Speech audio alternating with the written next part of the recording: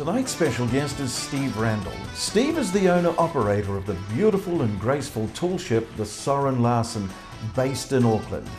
Steve is with us tonight to tell us of the dream of owning such a beautiful vessel. We welcome Steve Randall as our special guest on The Beat Goes On. Steve Randall, welcome to The Beat Goes On. Hi Gerard, how are you? Sailing hearty, I see.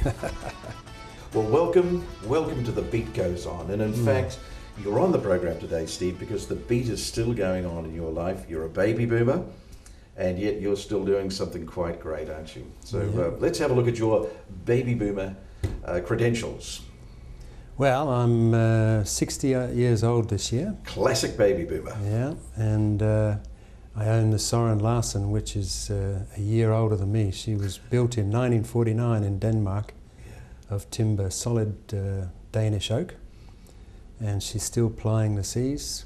The ship is named after the Soren Larsen, who owned the shipbuilding company, and he had access to a lot of Danish oak, and he built a series of these ships initially to trade throughout the Baltic, out to Iceland and Greenland. So they were very solidly built. The present form of the Soren Larsen is not what it was intended for. No, no, indeed. She had a big hatch which led down into a hold where she carried bulk cargoes or bagged cargoes and all sorts of merchandise. And the ship still has the original 1949 main engine or auxiliary engine in it, so that when there's no wind, we can still use the engine to keep up to schedule. So when did it become a tall sailing ship, a tall ship as they call it? She was converted 30 odd years ago by the previous owner to charter her to the BBC, who used her as part of the Need-In Line program. Wasn't that a great series? Yes, it was, wasn't it? You must be a baby boomer if you remember that. Yeah.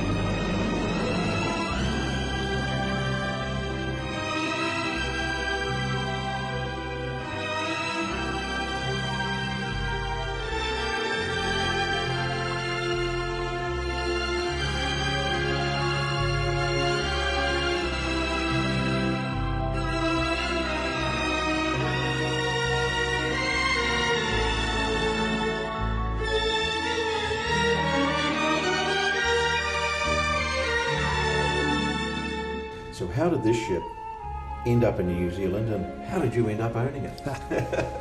Well, again, the previous owner brought her out to Australia.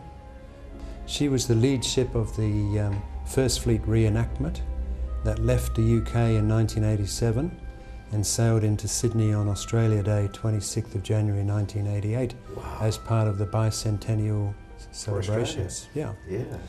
And so the owner kept her in Australia for a while, but brought her across to New Zealand and fell in love with the Hauraki Gulf and the Bay of Islands, which are just perfect cruising grounds for a ship of this type.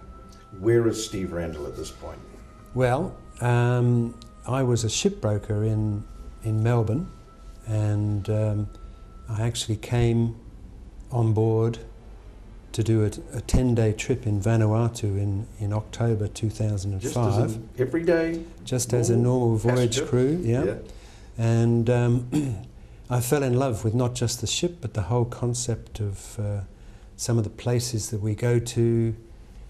The only access to the outside world is when a sailing ship arrives, and it's been like that for the last few hundred years. And so it's just incredible, really. And so it was the road to Damascus type feeling, was it?